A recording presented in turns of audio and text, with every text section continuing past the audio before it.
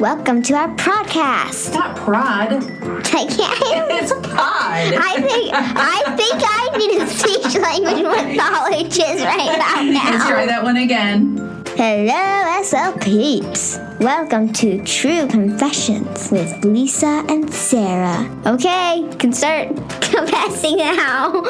This is so cheesy. Well, hi, Lisa. Hi, Sarah. How's it going? You know what? Not so bad. Why? Why are you in such a chipper mood today? Well, one of the major reasons is right here to my left is my gal pal, Maria Dixon. She's not just your gal pal. She is also my friend, too. I like her more. I don't know. Well, who do you like more? I'm going to ask Maria, which of us is your favorite? I'm in closer striking distance. So if you play me, it's like a quick jab right there. Hi, Maria. Hi. Welcome to the confessional. I'm so excited to be here. Are you? I really am. Are you a little nervous?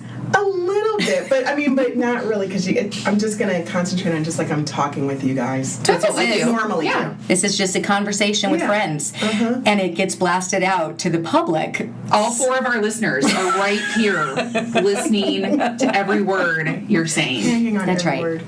That's what makes this one a little bit different. We do like that it's just a conversation amongst friends, and we may say things most people don't generally say. They just think. But that's okay. You can cuss. Is there any other rules, things we need to go over?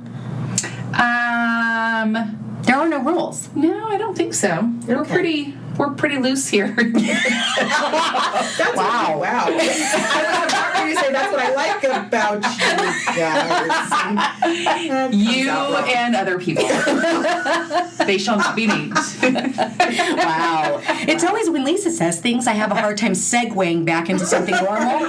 This is one of those moments. I was just saying we're like fun and open and good All right. personalities. That's I don't know what it where is. you guys were going with that. I got it. Let me what I try to meant. get Dirty this back bee. on track. Right.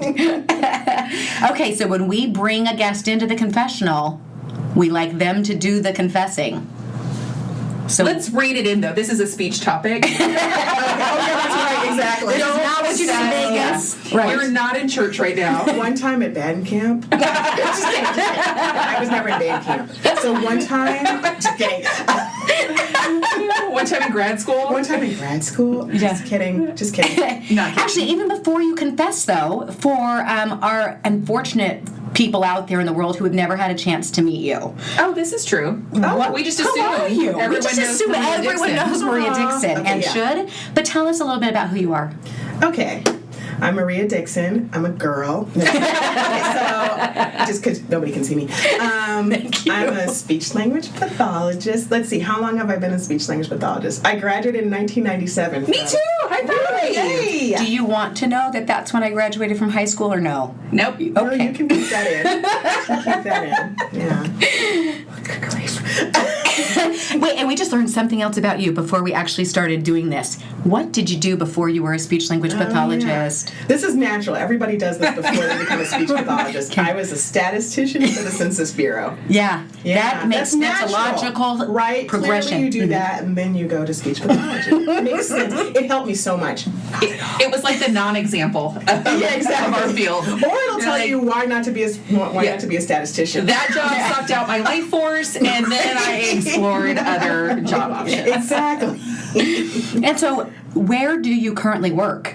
I work at Arizona State University. I thought I was supposed to say Arizona. We thought we'd be real clever and code it so nobody could tell what it was. So we went with we love to give a Arizona. shout out. We are Sun Devils. Yeah, Sun Devils. Go Devils. So I'm at ASU, and I've been there for 6 years, which is a major accomplishment because it's the first time I've been at 6 years at a place of employment. Not because there's anything bad about the other places, but it's just I always like to do something new, and there's always another opportunity. And I'm the same way. I one part of it is I just get bored, but two, I like trying other things. I don't ever stay anywhere more than maybe 4 years. But your role has evolved as you've been there too, so that's what I think keeps it interesting. Is that you're kind of changing what you're doing. Yeah, there's a lot of flexibility in the job and a lot of directions. I have a lot of opportunities to create new things that at this job that I that keeps me here. And fun fact, Maria is Sparky, the Sun Devil mascot.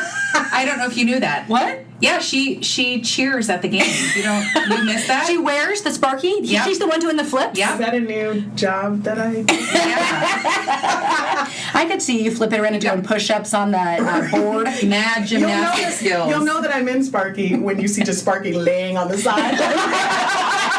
Drinking a margarita. What happened to Sparky? There'd be some guy up in the bleachers. You're like, hey. Exactly. For a second, I was like, wait, what? Mommy, what happened to Sparky? Fun facts are fun because you make them up. That's true. That's what makes them Yeah, fun. we don't promise to ever talk about anything that's actually true.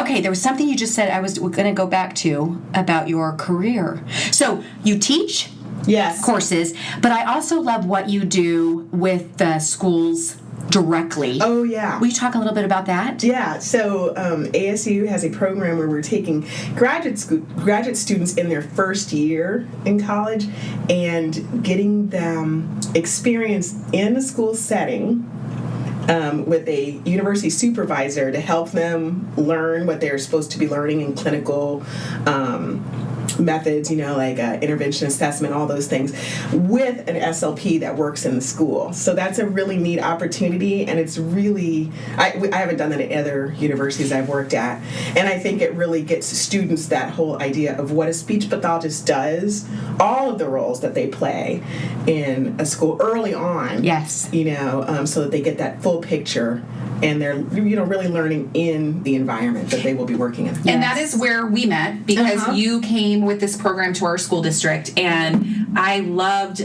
seeing even when the students were done, we actually got a lot of employees as a result That's of right, this yeah. because these were SLPs that didn't feel like they were going to go into the school setting at all. Right. And by having this opportunity, because it's unique in that it's not just a school internship, which would be just one SLP that goes and works in a school with a SLP student that works with a supervising SLP. This is a group of students that work with you, and it's extra supports in addition to whatever the SLP is providing. So it was just a really cool experience for them to get that setting, feel for the setting, all of the range of things that can be done in a school that I don't think that they had that perspective necessarily in their regular, whether it be coursework or a regular internship. And they can they're doing it at the same time that they're in the coursework, so they're making those linkages and seeing maybe like what's the ideal that's talked about in graduate school in their courseworks, and then seeing like how it's applied and what it looks like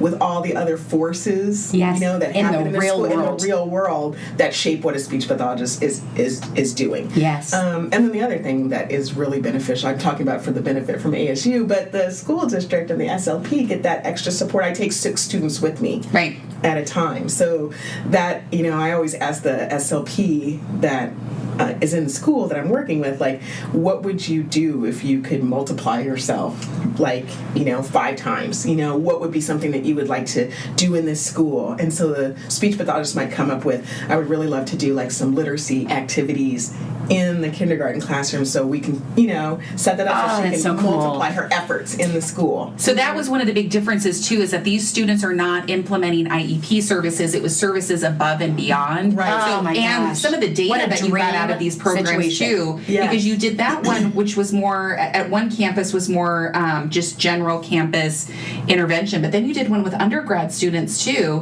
that just focused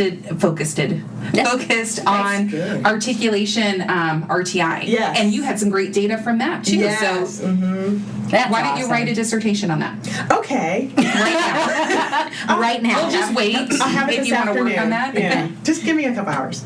Well, and I love it. We talk about all the time. We're kind of obsessed with the schools, and there's always kind of this and maybe it's self-perceived, but kind of negative, or maybe it's not even negativity. Just There's so a much stigma. There's a stigma about being a school-based SLP.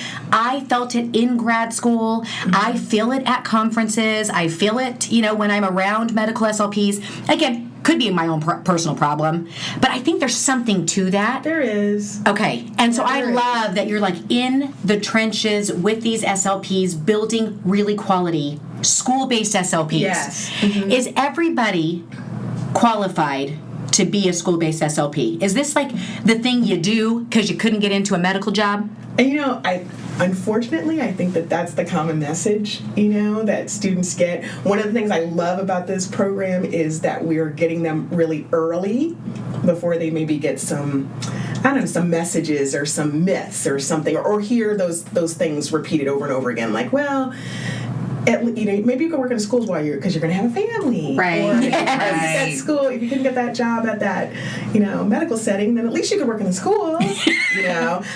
So they get in really early on, in their first year, first semester, second semester, and they get to see the breadth of what we do. Because school-based SLPs have to see so many different things. I mean, that's where you get like a ton of variety. And you get more variety working in a school than you do in medical settings. Yes. And the ability You really do. I love the ability to not only that you get to work with a range of students with a range of ages and disabilities, but you have team-based interventions and supports for these students. So even if you're only able to work with them a couple of times a week, you can be coordinating with other people on your campus to support them the whole time they're there. Yeah, that's the added thing for students to see is you're not just the speech pathologist, like having students just come to you in a room and you're just sitting there all by yourself. You are working as part of a team, and you're able to go into the classrooms, work with the classroom, see all the people who are involved and work on that team. So I think that that's really important for students to see, because they'll have some myths already before they come into graduate school about what the different settings are and what a speech pathologist does in those settings. Well, and I think one of the cool things about your program too is because you have this group and you have the other supervisor, they're getting to see a range of perspective on how to work in a school versus I know some of the feedback I would get sometimes from even whether it be new CFSLPs or interns working in schools is if you're just getting your one-shot experience in a school with one person, it's not that not all supervisors are created equally. It's that what the students were saying is that they were learning one thing in school and then they go into a school internship and see something completely different. And I think there was probably a disconnect even with the idea of what the role of a school-based SLP is, all of the demands and paperwork and scheduling and meetings and whatever, versus what they hear in school of ideally you should be doing all of this. And so not all supervisors, I think, could communicate what that bridge was. Yeah. So I do feel like that's what my major role is when I'm going into the school and taking the grad students, is because I'm sitting kind of in the middle, of I know what they're doing academically and I'm with them at ASU, and then I can bridge that to now what does that look like? And I'm talking with the SLP from the school and helping the students put that together. Because one of the major things that you have to do as a graduate student is figure out how to integrate that material, and it's not always easy. They're so new too. They don't have enough experience under their belt to kind of pull back and see that big picture. Right. Mm-hmm. That's hard as an experienced clinician. Hard. That's one of the things that we're doing from the rest of the time that we're speech science pathologists. So getting the student early on that idea that is the thing that you're going to do, that never goes away, but building some comfort with that is really good. The other thing I was going to say is graduate students are also working on shifting their focus. And when you're an undergrad, your focus is on your schoolwork and you getting your stuff in. And as soon as you go to graduate, it's all about you. As soon as you go to graduate school and you're in a clinical training program, it needs to shift from about me and what I'm doing to about my students, my clients, the other people that I'm working with. So that's a big shift, and I think that they really get that idea in this program in their first year, that I'm working on a team. This is where this part of what I do as a speech pathologist fits into the bigger picture. Right. And I think they can make that shift quicker, from all about me to it's all about me and what it is I'm providing. It's nothing to do about you. Yeah. It's about students. It's That's what we always say. And I always love one of Sarah's favorite phrases is be a problem solver. And that is really, I think, the theme of our profession. Lifelong, you're always, even if you think you know everything about everything, there's always going to be that student that walks in and teaches you don't know crap. Right. I knew pretty early on I wanted to be a speech-language pathologist. In undergrad, when you kind of have to make that final defining moment about You're the direction you're going to go on. How lucky, right? No, you're lucky that you knew that. I mean, I had no idea. I know. I knew I was going to do, statistician. That was never an idea I had. I don't know where that idea came from, Daddy. No, okay. I knew I was going to do something in the communication-related realm because I was like born talking. So like I'm a talker. I thought I was going to do something, but anyway, so I had learned about this as a profession in undergrad and decided that was. Wait, I can get paid to talk, right? Like what? And tell people because when you figure out what your talents are in life, mine was talking, and I was like, I could get paid for this, so it was perfect for me. I decided it was the direction I was going to go. But let's talk about a little bit. It's not for everybody. And so even if you read about this as a career and you're like, I want to do that, first of all, getting into grad school is a nightmare. I've never had so much stress in my life as I did trying to get straight A's and pass the GRE and get teachers who loved me, who wanted to write reference letters. Then the odds of me getting in were tough, but the odds of me surviving it was even tougher. So let's talk a little bit about trying to get into grad school. What makes a good grad student? What makes a good grad student is huge. Because there have to be some themes that emerge from when you've seen some successful students, and I don't mean grade-based. I mean people that literally will end up being great clinicians. Right. That's the thing, because, in spring, students, are finding out where they're getting into grad school, and before that, writing letters for undergrads. Yes. And now it's so competitive to get into grad school. Our field has just grown. Not everybody, maybe this is what they should do. Or even if their grades look really good, it's a completely the grades to get in grad school may not reflect the skills needed. The skills needed to be a speech pathologist. You know, that will then start showing up when you're in this program that has an academic component and a clinical component. Right. So, I mean, your thing about problem solving, that whole concept about problem solving is huge. Right. And so that's probably the first challenge that students have to see and have to start learning that is a big part of what they do. Especially, I think, if they're like 4.0 students and are used to being perfect in everything. Right. And then if they experience some challenge in grad school, I mean, I even see that with my own daughter, one of my daughters in high school, that she is quote unquote gifted, but then anytime something's hard for her, she shuts down immediately because she's not used to that struggle. Right. Mm-hmm. Yeah, just because you can pass these classes doesn't mean you're going to be a really great SLP. Mm-hmm. There is so much more to it. Yeah, and I think like the problem solving, and we always talk with the grad students and the undergrad students about like showing initiative, and I think it goes together. Yes. And one of the things that I realized, here's a true confession. I kept using you should show initiative all the time, and then I was never actually telling the students like what that was. I would. You were just like, you suck. I was quit now. I kept saying show initiative, but my teaching strategy was like, nope, that's not it. Oh, nice try. That's a great non-example. No. I'm not going to tell you exactly what it is, but I'm telling you every time it's not it. I want you to work through and figure out what it is. It's like a slot machine. Exactly.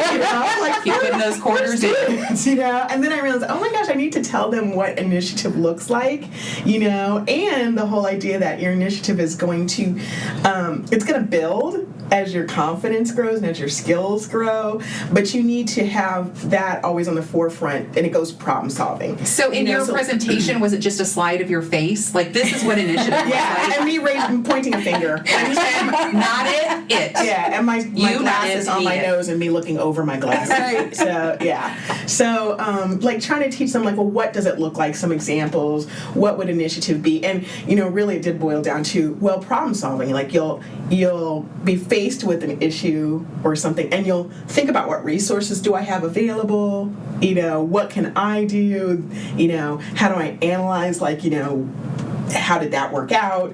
What resources do I go based on that? Yes. Put a pause button in your brain for a minute where you try to figure something out for just a second before you ask me everything that's on your brain. Well, this is funny, and I'm going to give Elisa a shout out for this. Okay. Elisa Blackburn is the SLP that I worked with at the school, and Elisa's so organized, and she loved coming up with little like memes and stuff like that. And we were trying to teach students like about this initiative thing because we realized we just kept saying, show initiative! That's how I teach, by the way. Anyway, so we made, I was like, what we want them to do is to do this problem solving by, oh, I have a question about this student or about this disorder, about what to do next, whatever. Well, how do you do it? Where should you go? So, Step one. So we came up with well, what are your resources? You can check ASHA. Oh, you can check your class notes. Talk with a peer. Do this before you just say, come up to your supervisor and say, I don't know nothing about articulation. Can you teach me everything now? By the way, my client is coming in 5 minutes. Right. The student will be here. Right. I didn't figure this out a week ago. It's right now. It's right now. So we came up with all the resources, and our acronym is NAGPOT. You presented Yeah. at ARSHA on this, and actually you have a great resource for this, Yes. too. I can share it with That you. would be great. Yeah. That we could share it. We could post it and share it with our And the audience. students, it sounds terrible because we're like, NAGPOT, for real. The students Actually are like, perfect. NAGPOT. But it's awesome because you'll never forget it. Exactly. Never forget it. Never okay, forget. so what does this stand for? Oh, God, I knew what you were going to ask. I tried to bust Lisa when we did the episode with Meredith Harold last week on research. I knew PICO would come up. And so I was getting ready to be like, what does PICO stand for, Lisa? And she'd already Googled it and had Got it. Yeah, don't ask me today. Well, NAGPOT, okay, and I probably won't get all of them, but because we had to figure out a word it's not a word, NAGPOT. Well, now we use it as a word, but anyway, the N is like notes. Check your notes, right? Notes on your client, notes that you have in grad school, notes you have for undergrad. ASHA. The ASHA Go to ASHA website. Yeah. It's got a ton of stuff on there. So teaching them to be problem solvers that way, use your resources. NAG. G. Oh, Google it. Google it. You're like, Google it. And I'm like, thank God for Google. Google did not exist when I was in grad It's the greatest thing ever. There are times when people ask us questions, or just like in general, not only related to this field or the business, but if people ask us questions, I love how Lisa's always like, let me Google that for you. There's an actual website. Yeah. And it's the first letters of letmegooglethatforyou.com, like LM, whatever. And you can type in your question and send somebody a link that when they click on the link, it shows the Google landing page. It's pretty funny. It shows that question being typed out, and then it says like, was that so hard? Right. It is. I love that. Okay, so notes, ASHA, Google it, people. Duh. Now the P, pot. Severe No. potential. Let me go to the O. Pass. P is for pass. Sometimes you have to pass over things to come back to That's it. probably the critical part. Oh my God. Here's the deal, people. We are going to post this on the episode. You'll have this information. One of the O for students is really great. Is just observe. Yes. Look around. That is and genius. I think a lot of times, when you're coming from undergrad to graduate school, you're like, they might think observe is like, look on somebody's paper. They think it's cheating or something like that. And I'm like, you know what?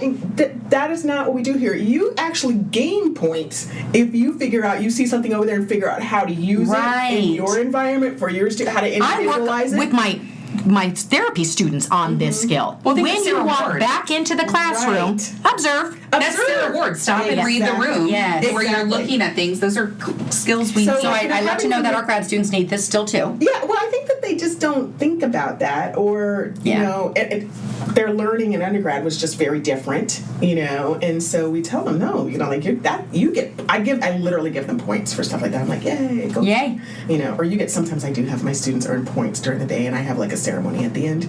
Okay, I love this because you have to tell us what the T is of NAGPOT, but really then my next I'm question. I'm actually buying time to figure out. Okay, because my one dying question I want to know is, we all have teachers' pets. Anybody who says they don't have favorites are liars. Right, and so I want to know, you don't have to name your favorites. Her name is... but I mean, his or her name is... Right, because there could be... There's two dudes. Right. But because I want to know, what makes somebody your favorite. What's a standout grad student? And then on the flip side, I want to know who kind of sucks. So, okay, not names. I can't remember T right now. Okay. But it'll be on the... they show initiative. That's what you've been talking about. Right. Like the person that doesn't nag you all the time. That's your favorite. Right, yeah. Well, I mean, and not only just the not nagging, because they might concentrate on the students are trying to figure out what do I do in this situation? What will make me be good? And so they might think it's not bothering Maria or not nag me, and that sometimes is on the bottom of one of my PowerPoints. How to succeed in grad school? Don't bug me. Okay. Right. Don't text me at midnight. Right. But I mean, a lot of it is that problem solving and showing initiative. Yeah. So they come, like with a question, but also some ideas of what they found out that they think might apply to. So they're just wanting confirmation, not you to do the work. Well, not even confirmation, because the confirmation can drive you nuts too. Okay. It's kind of like bringing, like I have tried to solve this. I've tried to solve this, and they're looking for some additional. How do I make this decision? I have these pieces of information. This is what I've learned. But they've done now I'm trying to figure out, like which one of these, or what am I, what else can I add to this, or how do I make the decision between these? What am I missing? And a lot of those are the things that supervisors. That's what we love to teach, because that's where we're like, we can make those connections from your coursework, but also clearly we have more experience than you do, and so we're sharing that experience that'll help you, but there needs to be like sometimes we talk about grad students, the grad students that we maybe feel are not so successful are the ones who like stand still. Okay. Freeze, and then the supervisor is the one doing all the moving. Coming to you and then going away, bringing you this and bringing it. But if a grad student can take a few steps, and show that growth over the semester, that's really great. And it's not about being right or wrong, because just effort to trying. Right. Because how many times as a speech pathologist, a professional speech pathologist, working for a long time, where you do something and then later on you're like, I don't know if that was the best choice of all the time. You're always you're doing problem solving. You're not being judged, or your job is not on like that was wrong. Right. And sometimes there is no right or wrong because the situation is unique. The individual working with is unique. Right. Yeah. I have to say, in grad school, I think the thing I was the most terrified about was the clinic on campus and that two-way mirror. It is terrifying. I don't think it's two-way mirror anymore. There's a freaking camera in there, well, right? No, it's both. So. I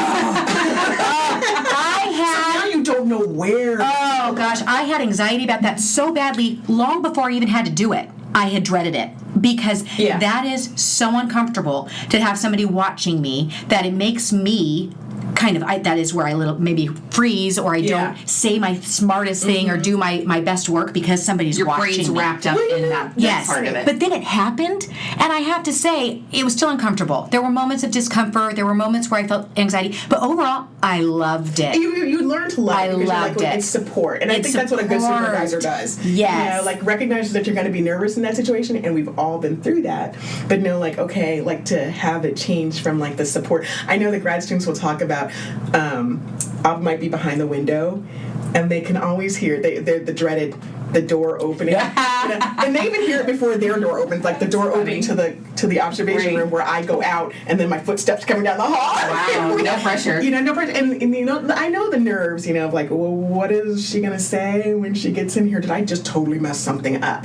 And then learning maybe you're gonna come into, and I'll tell them, I want to demonstrate something to you. I want to do it in the moment. Yeah, I wish I had somebody like that now. So that's something you do have to kind of skew your perspective to say that is a good thing, and I love that word that you guys used, support. That it's not judgment. It truly is to give you some ideas to test out some. And even when you're wrong, I got called out. I did some stupid shit. Right. And we all. Yes. I got called out. But you know what I did? I didn't sit there and, one, get defensive, or two, talk my way out of it. I just said, okay. Own it. Yeah. All right. I did that and learned from it. As if you okay, I recognize that. So that's what supervisors are looking for a lot of time. If I can get to the end of the semester where a student then does something and the first thing they say is, you know what I just did? And they come before I'm able to say, then that's great, because we're wanting you to get to recognize self-supervising, right. To recognize that that's how you'll deal with,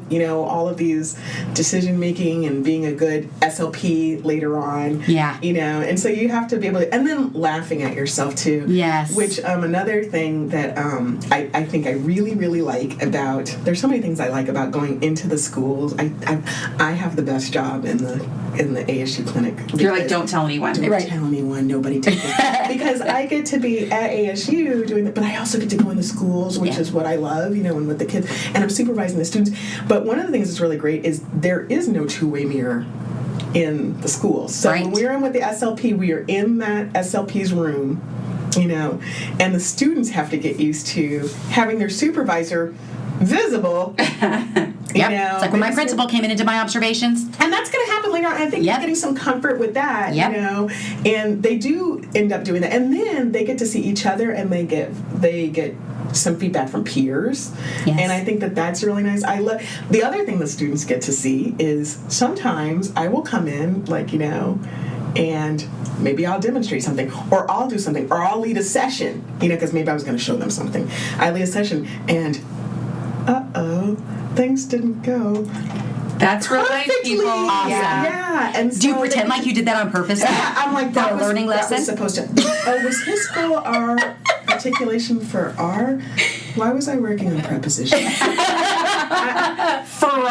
I meant to do that. No, right. I mean, but they get to see, you know, like someone who they probably, I think they think doesn't make any mistakes. Yes. You know, like that you know everything at this point in your career. Yeah, and then like problem solve, analyze, make a plan for what I'm going to do next time. Oh, and then so also lucky. Seriously laugh at myself, because there's so many times when you just have to. You have to. Yep. Yeah. But that's kind of, again, the dichotomy I think that we see in our field is that it's a bunch of perfectionists entering this field that aren't used to any kind of struggle, and then we enter a field working with people where you're constantly uncomfortable, and you have to become comfortable with being uncomfortable. Oh my gosh, I have to share with you guys this cartoon I also drew of what don't you do? You like knit? No. You draw. It's so annoying. Why are we friends with her? I don't know. We actually hate people questioning that are so gifted. everything in my life right now. I never want to talk to you. We're broken up.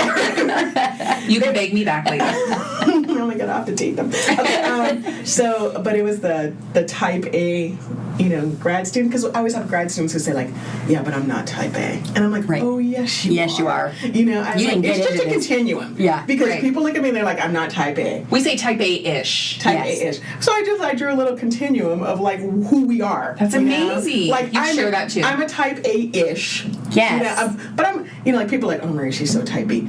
Except for when they see me crying in my boss's office, freaking out about something. You know, I mean, we're all type A. It's just along the continuum. I agree. Somewhere. You can't be type B and get into grad school and get through it. No, you can't. Nope. And multitask all the things that we have to do in order to organize ourselves and our caseloads. To be a product in your profession. So I think those things, too, are maybe some of the, like, what makes a good...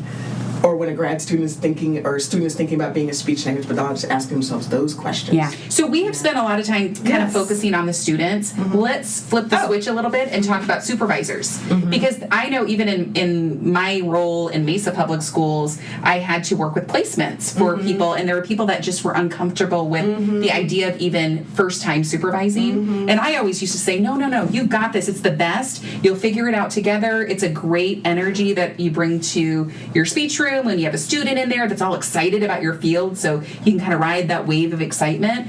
But I'm sure you've seen some things that made pretty successful supervisors and not so successful.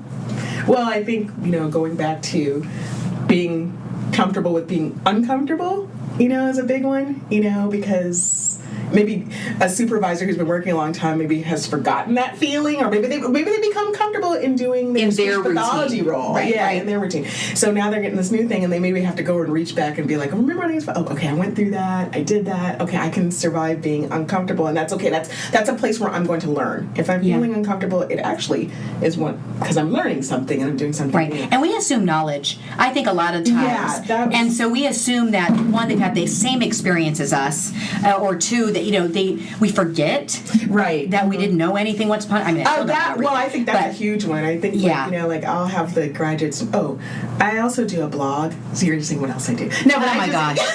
We have your blog. You have that blog. Your bio is going to be like 10 pages long on this podcast. But I wrote that because supervisors, about the my analogy or metaphor for, you know, grad students being like building an SLP, you know, training SLP is like, you know, making brownies, because as supervisors, that's what I found. I've talked with new supervisors a lot about how the student comes to you, you know, and we forget, when we've been working a long time, what it was like to be brand new and what we knew, what we didn't know.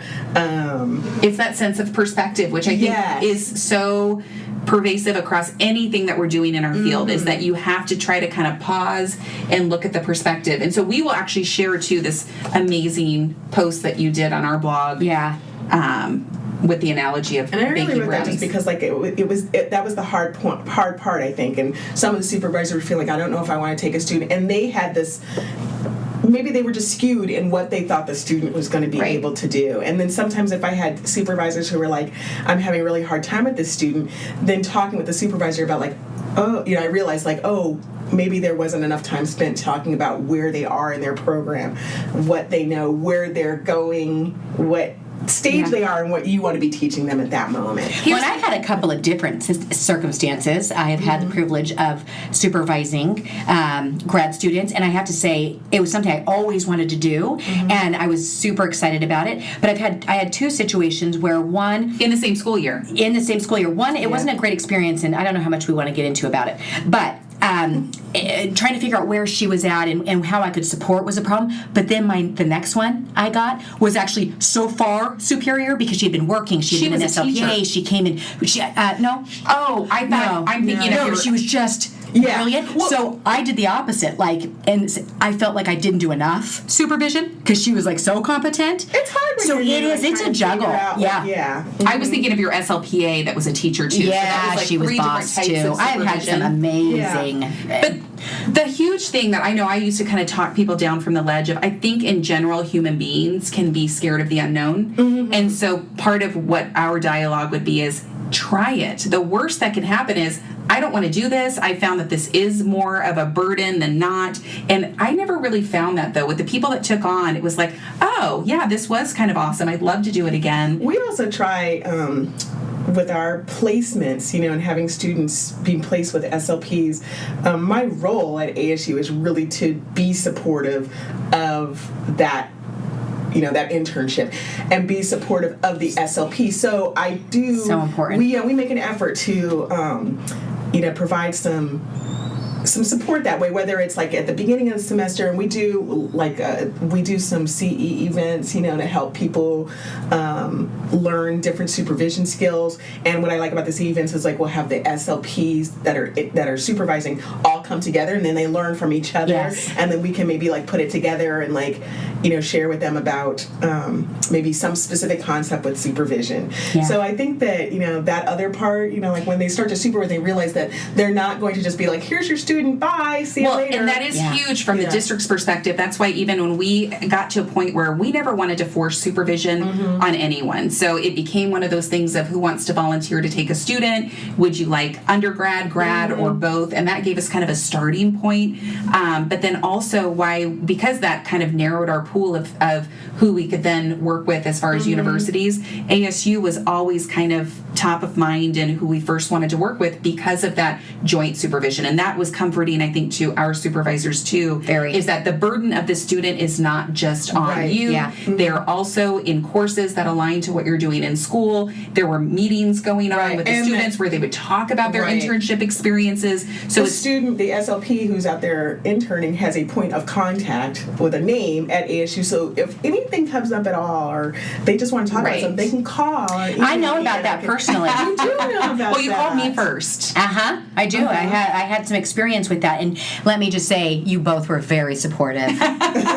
Well, here's the deal. I think the thing that you struggled with, it was your first time supervising, and you struggled with the distinction of being friends versus being friendly right out the gate, which 100%. I think that's a huge thing that happens with all new supervisors. So do you want to talk? I think this is very valid too. Well, I won't go into it so much, but I have that problem with everyone in my life. I want to be best friends with everybody. And so that's just who it is. And so, yes, I wanted that relationship to be very understanding, and I get it, and I've been there, and I'm just like you. I'm cool, Well, you started off fine. That's all fine. Yeah. That's perspective and making somebody feel, but then when it comes to that, I'm just like you are at different points in your careers. Right. And so that is where some clear delineation of your roles. Well, and this is something I actually wanted to to talk to Maria about, because she has to do this all the time. What I struggled with the more is because it wasn't a perfect situation, and there were issues.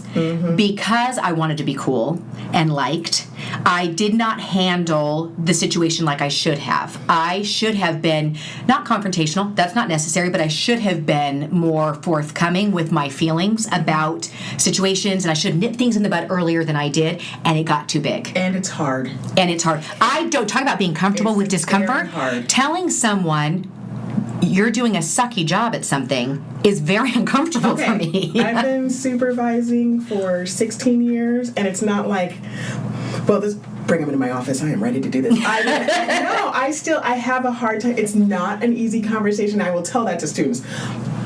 I want you to know this is hard. I know it's not as hard for me as it is for you, but it is still hard to acknowledge that. Yeah, but I mean, also over 16 years, I think when I first started, I've had the benefit of doing this for 16 years, and also just I am now, I always like to say, the students stay the same age, but I get older, of course. So now, I'm not close in age to them, so it's a lot easier for me to make that barrier for them. But when I first started, I was the same way. I think we have similar personalities, and I'm and I want to be liked. Yes, I do want to, and maybe that's I still want a personal to be problem. liked, but I also, I still want to be liked, but now I think it's shifted, where I'm I've gotten practice doing it. I'm still going to be uncomfortable having these conversations, but I recognize that I'll be uncomfortable.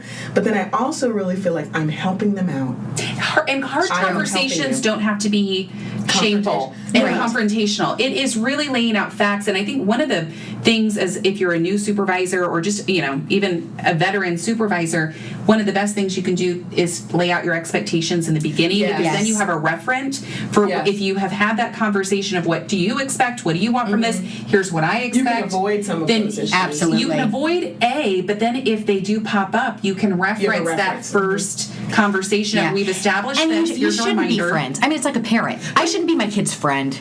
Because then I can't parent. Well, like she said, the friend versus friendly. Yes. And and I will say it's not just you, because the students are trying to figure that out too. Right. They're having a hard time. So you can, you're spending a lot of time. You're spending a lot of time together in a small speech. Sometimes speech rooms are the size of our little confessional here, right. And so you are hearing. I've had even a student come out to me in the speech room where I'm like, I don't need. That's fine and good, but this is not what we need to be talking about. Right. There need to be boundaries. One of the boundaries should be don't follow each other on social media. Yeah, that's a boundary I should have learned.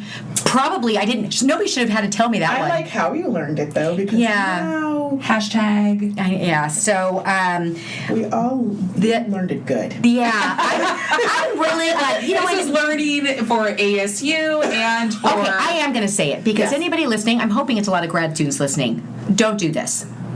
You don't call in sick and tell your supervisor that you need, or that's what it was, go home early because you're feeling uncomfortable. Then later post that night that you're out at the clubs with the hashtag Thirsty Thursday. Hashtag hold my hair back. Yep. Don't do that. When you've made friends with your supervisor on the social media platform. Social media in general is one of those things that I know people feel like, well, I think even the time that we live in now, everything is so documented, and that's part of probably the lack of problem solving is people just immediately put everything out there, whether it's a thought, an idea, a picture, whatever. But you've got to think about the consequences of that. Is visible. Whether I was friends with her or not. Right. There's a couple of learning lessons there. She needs to be thinking about what is the message I am sending out to what am I doing with this relationship, because I may not want to work in the schools and I may never see Sarah again. But guess what? Sarah's got a lot of friends. And professionalism is professionalism. Exactly. No matter where you see yourself. And I think that was a big lesson there, because the student at that time really did think well, I'm not going to work in a school. Right. I'm not going to work over there. But one of the messages I had to get across is speech pathology is a small world. You don't know how we're connected. Exactly right. And you don't want that to be something that defines or even is attached to you. Yeah. Anyway, but social media is hard. So it is hard. Students really need to be aware of what they're putting out, and then it can come back. Employers can look it up. Right, and they do. Yes. Yeah. And it can come back. It may be something that happened years ago, but being very careful, starting when you're in graduate school, even before, really keeping your idea that I'm going to be a professional. Yes. That's why I take Polaroids. I always think if I had social media when I was in high school, Oh my God! holy crap. Thank God Yep. I was born in dinosaur times. Truth.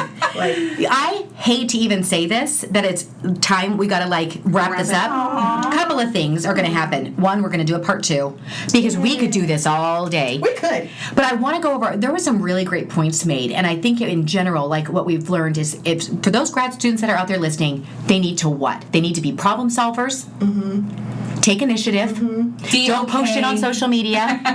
Be okay being uncomfortable, knowing that Yeah, this is a feeling that will be a career feeling. Yeah, and use that. Right. Use that. See it as something like that means I'm learning. Yes. Yeah. You don't have to know everything. No, you don't have to know everything. No, and you don't have But to. you do know something. Yeah. That's the other that's thing. a good point. Yeah. You do know do know something. something. Yeah. Yeah. And it's okay to ask questions, but so I don't want to even leave it on that note too, as far as saying it's a bad thing to ask questions. No. You need to be asking questions, Yes. but Yes. it's kind of I have a friend that has a son who's about 6 years old, and she charges him $5 if he asks a question that where are my shoes? That he could easily go find for himself. Right. So not that you're going to be charging your students, But it's That's a good idea. great. that it was just, I loved that as even teaching him at a young age, where it gave him that pause of, Yeah. do I really want to ask this? And she doesn't charge him if it's a valid question. He shows Right. that, I've looked everywhere. I really need some help. I've done some work. That's I haven't different. just stood. I haven't Yes. stood still. Stood still. That was a good, okay, I'm glad you Yeah. just brought that one up. That was a great point. Don't stand still. Ever. Yeah. Yeah. Ever in your your supervisor career. shouldn't be coming to you. Yeah. Yeah. You got to meet them there. I love it. Oh, Maria Dixon, you are my favorite human. Wait, what? Oh. Oh my gosh, I forgot we're in this driving room. I forgot for a I can second. hear you. Okay, besides Lisa. Then I need you to just pay it forward. Lisa Kathman? Lisa Yeah. Kathman, you're my favorite human. Thanks, Maria. You're mine too. Oh, did that work? Wait. Well, our other favorite human is Kathy Bacon. Oh, Do you think we shout can get out. Kathy Bacon in the confessional? I all love of us me all together some squeezing? Kathy Bacon. Or you guys get Kathy Bacon all to yourself? No. Let's do it. But In North Dakota. But can we share convince her of stuff. this, or is she more private? No, she'll she do would this. Do this. I think I just said on the podcast. Let's just give her some liquor and I before. pressured her. We'll do Yeah. it at Pressure 7 at her. night, Yes. and we'll just liquor her up. Give her a couple beers. Yeah, Good I like it. idea. All right, thank you so much for joining us today. This We is love you, great. Maria. No, Yes. I love you guys. I love it. So we do it. Yay! Confessional. Yay! Oh, I love a good shout out. You can buy it at SLBtoolkit.com. This podcast has been brought to you by SLB Toolkit. That's right. All right, bye, you guys.